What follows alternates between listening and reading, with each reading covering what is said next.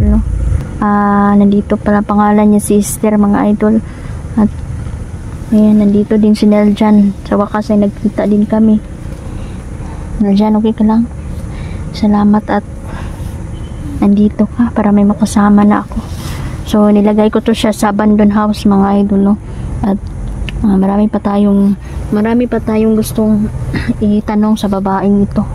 Kasi ang balak talaga nila, mga idol, ay pasabugin ang mga katawan sa mga bata doon sa peryahan. Ha? Helicopter kani, nasa babaw.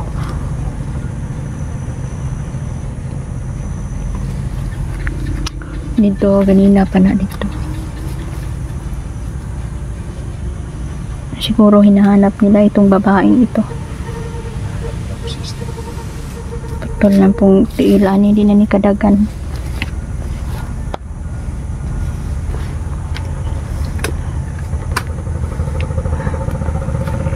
Gusto niyang pumalag eh, kaya na-hypnotize ko, mga idol. Puyo lagi. Esther, yun siya pangalan sa yung big boss. Anong pangalan niya? Magsabi ka. Ayaw mong sabi laot jud ka. Di mangyapon ti kabuhion, Esther. Mabuti pa na magsisi ka na ngayon pa lang para makitaan pa kita ng awa. Sumagot ka. Anong pangalan ng bossing mo? Ha? Ayaw sumagot. Gusto na naman yata na makatikim ito ng sakit. Hindi na kayo naawa sa mga bata. Bakit yung mga bata yung nagsasakripisyo para lang yumaman kayo?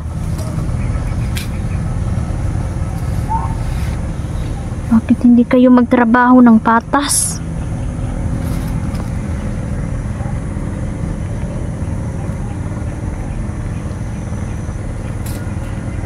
Buti nga kinuha ko yung tali sa kamay mo. Ko siya, idol, no? Kaya naputla nagtiil. Ayan, wala na nagtiil, mga idol. Wala na ikuan. Hindi na siya kalakaw.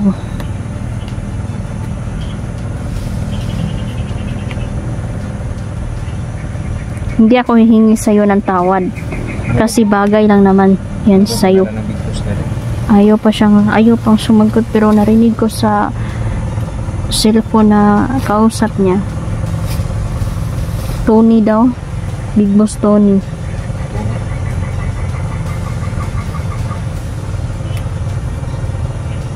Kahit daw kayo nanin dyan eh. Bae na natin. Bae? Ay, dili. Laki. Yung babae, si Madonna. Dapat din natin yung mapatay. Silahis man ko. Yung Tony, silahis. Hypnotize ko, paralyze na ako yung mga tiil. Pero ka na, nainaikan dyan na ako gahapon, naputol dyan na ako yung tiil.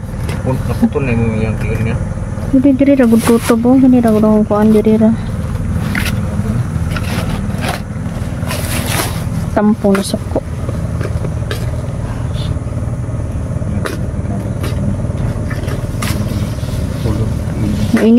Nainis kasi ako eh sa mga narinig ko sa kanya. Sumagot ka, Esther. Wag mo akong galitin. Sino ang big boss ninyo?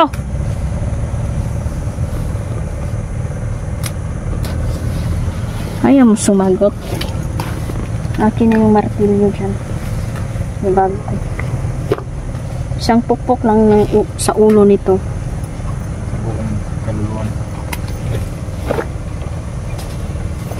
Sabog talagang utak. Hindi. Magsabi ka ng totoo, Esther. Ayaw mo, gusto mo bang mabuhay sa mundo? Hindi yata niya mabuhay. Gusto yata niya na Baby. pahirapan natin siya ng todo. Sabi ka? Lagot na siya, naputulit. Kaya lapa-lapa. Isa rin magiputol ni mong sundang. Sundang ako eh. Labot ko. Hapit ko na lang ako siya. Patay ba? Labot ko anak niya. Mga bata, luoy kaayo. Ang suutan nilag bomba.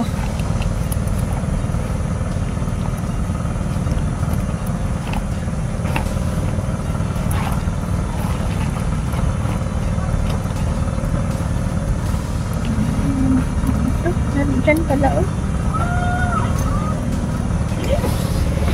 Akin na yan, akin na yan. Nandiyan sa dust, kilid oh.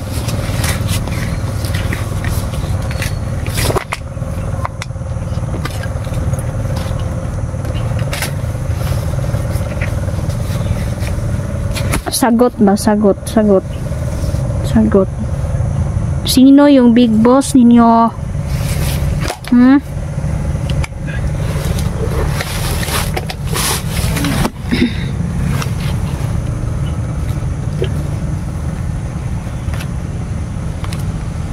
Sagot.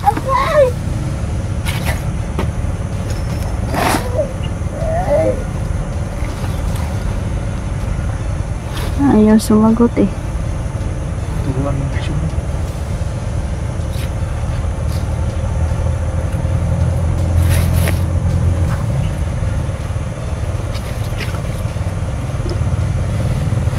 Patay yun yung bayhanan eh.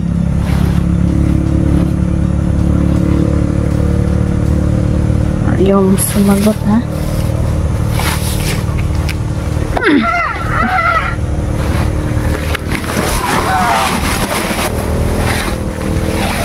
Hindi na ninil dyan.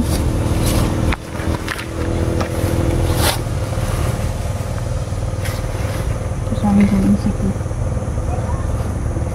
Parang kinukontrol siya ng Rojo. Ayaw siyang kasalitain. Yung Rojo naman kapulang. Kinulam na rin siya.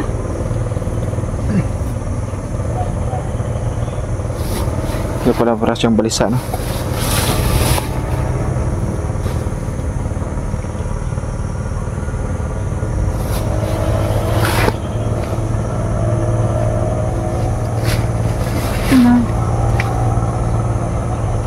Pumasok sa ng Rojo.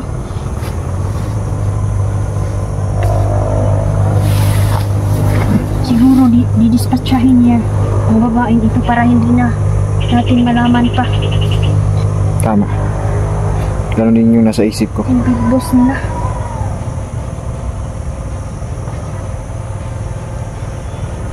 Ano? May naka-alleged sa paligid. Galingin pa ba natin to? Huh? Hayaan na natin itong mamatay. Ikaw na yung mag-desisyon din. Kasi ikaw yung nakahuli niya.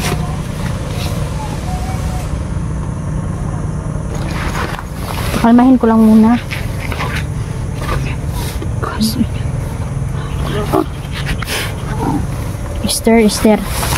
Esther. Kalma lang. Hypnotize ko. Kailangan nating maging mabait sa kanya ngayon para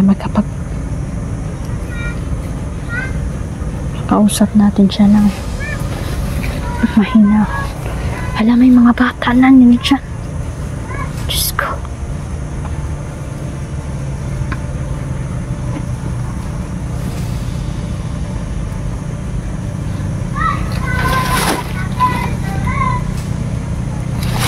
Yes, do yung kukumin nila.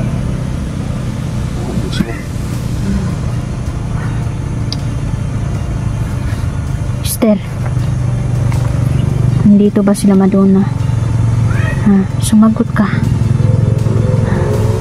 Sagot ko nila. Tatlong daw lagi siya. Huwag kang matakot, nandito kami. Tutulungan ka namin. Patawad kung naputulan kita ng paa. Ay mo kumpiyansa. Makapangyarihan sila. Makapangyarihan daw sila na dyan. Huwag ka munang lumayo. Diri lang. Nakumpat yun.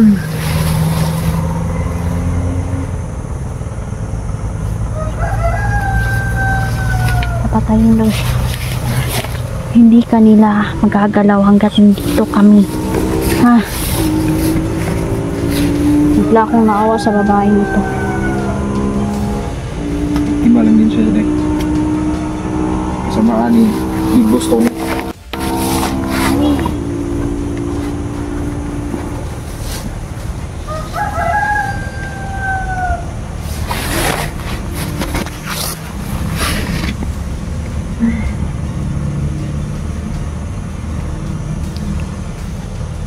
Nanghihina ang babaeng ito. Nanghihina na ito si Esther. Dahil madami-dami na din dugo ang nawala sa babaeng ito. Sige, gagamutin kita. Makinig ka. Protektahan kita. Esther, may mga anak ka ba? Ha? Bago ka pumasok sa ganitong gawain? May anak ka ba o wala? Ma'am. Ilan ang anak mo? Ha? Upat na anak. Upat daw kabuk anak ni Ani. Wala? Upat. Alam ba nila yung ginagawa mo? Or patagong gawa mo lang ito. Yung pagiging isang sindikato. Huwag sila kabaluday. Daw kapalo yung pamilya nga. May sanib siya sa mga bandido.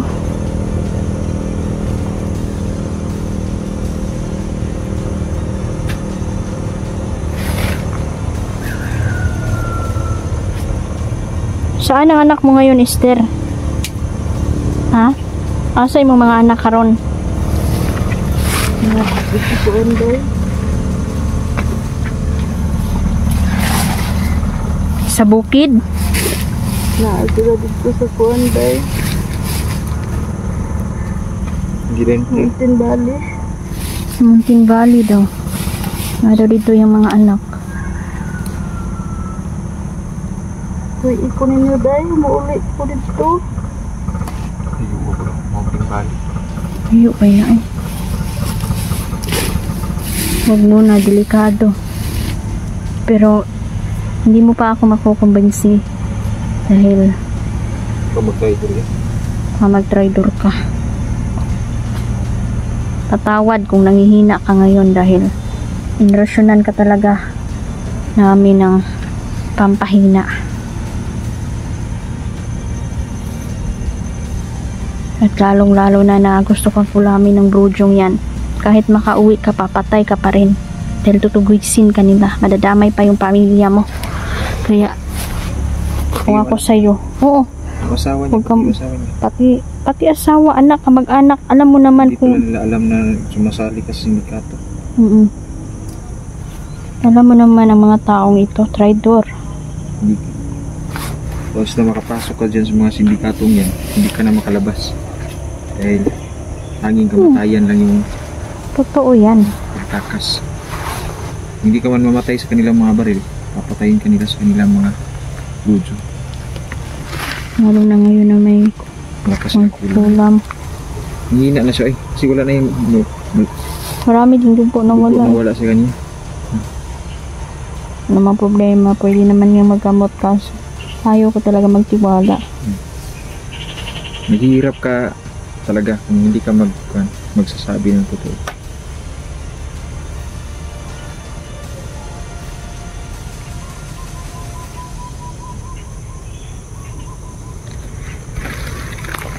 Magsalita ka na, kumanta ka na para mas madali yung... Sabihin mo sino, anong pangalan?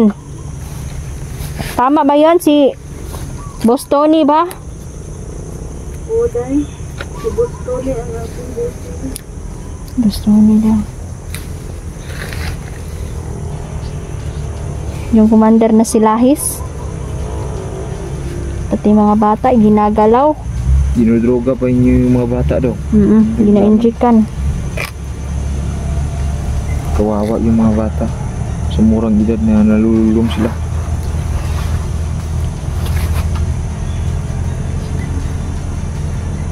Kukulong pa rin natin ito sa abandonadong bahay. At hindi natin ito palalabasin. Kasi sigurado ako na hinahunting na rin ito. Patatahimikin ito. Babaeng ito. Ng mga kasama niya. Kaya mas mabuting may hawak tayong ebidensya.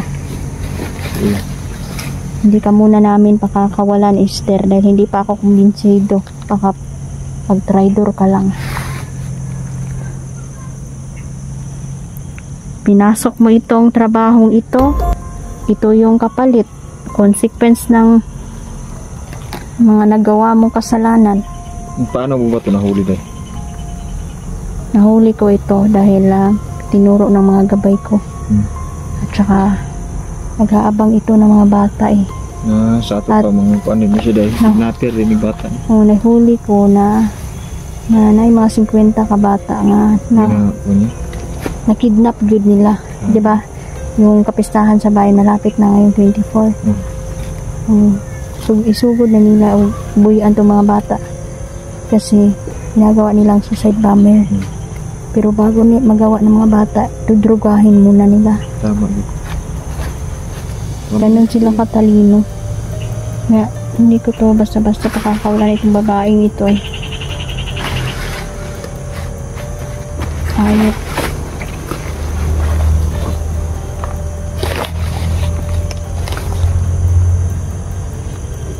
Binababoy nila yung mga bata ba?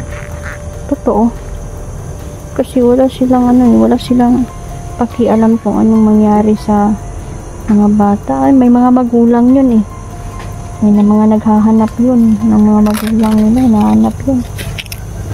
Hindi kasi ganitong mga tao, hindi na sila nagbabase sa mararamdaman ng mga ibang kamag-anak ng mga bata.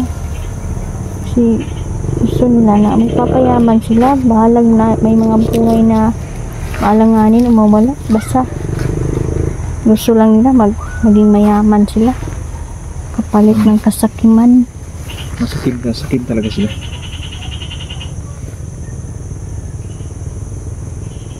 Hindi pa ito kumakain ba? Hindi ko pa pakain yan. Tama lang yan. Kabayaran yan sa mga kababuyan na ginagawa nila sa mga bata. Hindi ako basta-basta maaawa. Dahil baka tayo ang kawawa kapag maawa tayo agad.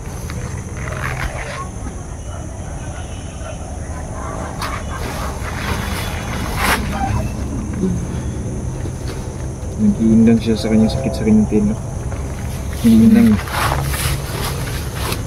Nag-iindang yung sakit sa kanyang tino.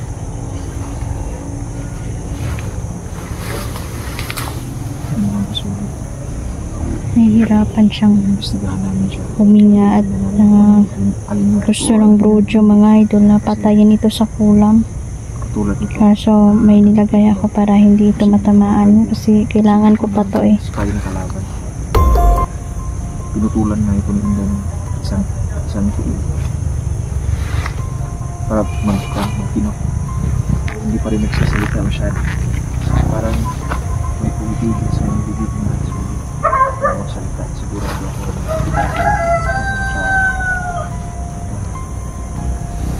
kumpirmari ng mga kasulid ng 50 Yung ilan ay na-rescue ko pero marami pa ding naiwan doon.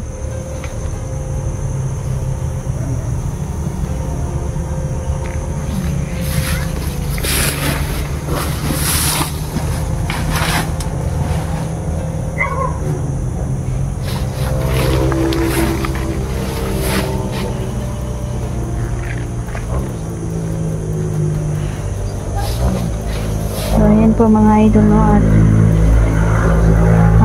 hindi pa masyadong nagsasalita itong si Esther dahil natatakot siya at hindi pa rin tayo masyadong magtitiwala agad dahil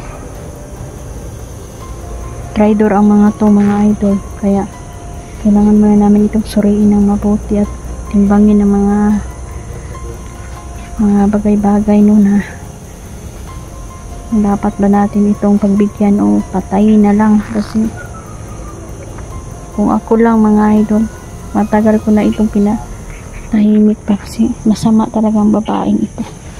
Kaso may mga anak siya.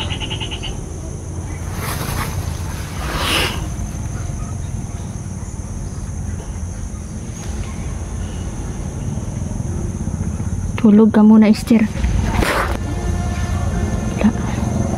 Tulogin muna natin yan.